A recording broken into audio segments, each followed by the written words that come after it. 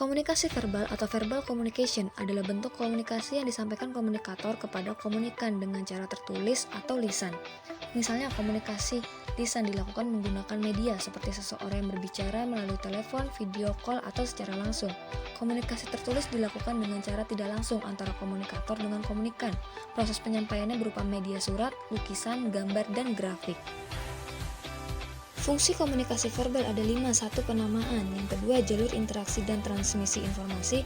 Ketiga, menonjolkan artikulasi dan intonasi. 4. Alat sosialisasi yang efektif.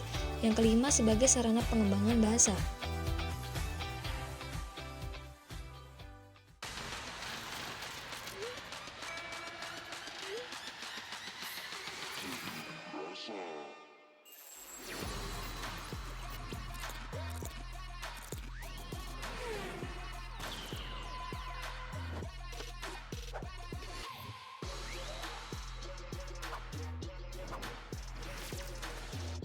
Jadi lebih berasa.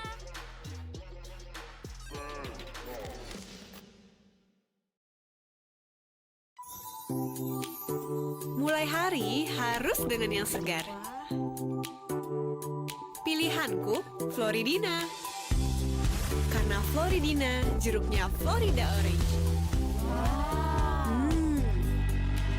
Real orange pulp. Lebih fresh. Mau? Yay! We love Florida.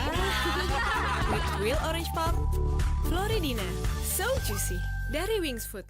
Kemudian, komunikasi nonverbal.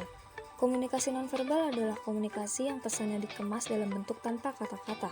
Komunikasi nonverbal berupa bahasa tubuh, tanda atau simbol, tindakan atau perbuatan, dan objek. Contoh perilaku yang menunjukkan komunikasi nonverbal yaitu menangis, tersenyum, membuang muka sebagai rasa tidak senang ataupun malu, dan lain sebagainya. Selanjutnya, jenis komunikasi nonverbal. 1. Komunikasi tubuh, meliputi kontak mata, ekspresi wajah, isyarat, dan sikap tubuh. Gerak tubuh biasanya digunakan untuk menggantikan suatu kata atau frasa. Yang kedua, komunikasi sentuhan. Sentuhan dapat berupa pukulan, bersalaman, menggenggam tangan, dan lain-lain.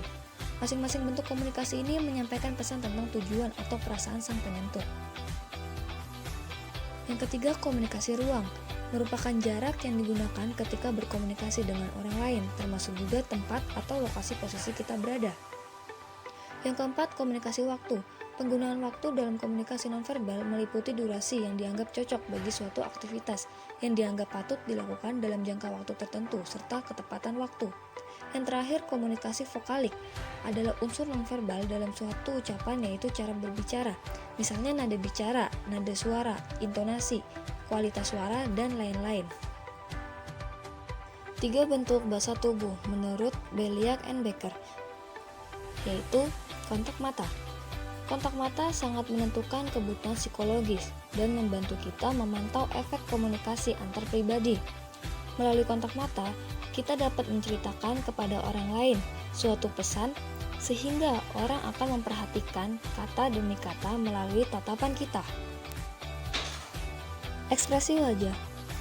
Ekspresi wajah meliputi pengaruh wajah yang dipergunakan untuk berkomunikasi secara emosional dan bereaksi terhadap suatu pesan. Contoh ekspresi wajah.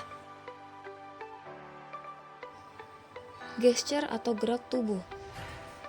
Gesture atau gerak tubuh merupakan bentuk perilaku nonverbal pada gerakan tangan, bahu, kepala, dan anggota tubuh lainnya.